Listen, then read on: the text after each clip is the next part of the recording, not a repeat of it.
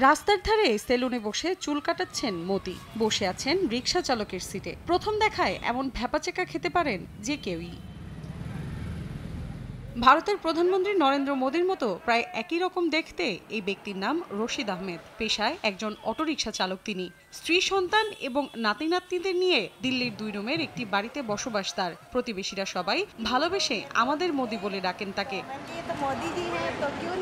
60 বছর বয়সী এই ব্যক্তি পোশাকও পরেন মোদির মতো। প্রতিদিন স্কুলে আনা নেয়া করেন কোমলমতি শিশুদের। তাদের মাঝে মোদি আঙ্কেল নামে বেশ পরিচিত তিনি। প্রধানমন্ত্রীর মতো দেখতে হওয়ায় আশপাশের বাসিন্দাদের মাঝে বেশ নামডাকও তার। ব্যক্তিগতভাবে নিজেও পছন্দ করেন দেশ নিয়ে প্রধানমন্ত্রীর কাজ করার ধরন, চিন্তাভাবনা ও রাজনৈতিক কৌশলগুলো।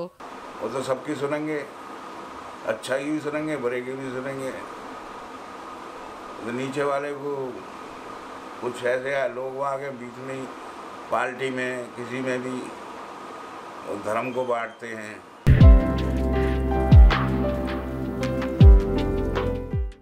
প্রধানমন্ত্রী না হলেও জনপ্রিয়তার কমতি নেই রশিদ আহমেদের। প্রতিদিনই আগ্রহীদের অনুরোধে ছবি তোলেন তাদের সঙ্গে।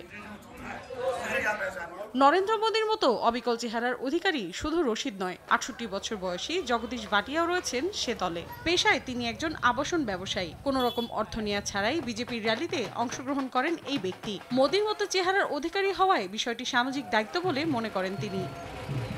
মৌসুমীর সাথী, সময় সংবাদ।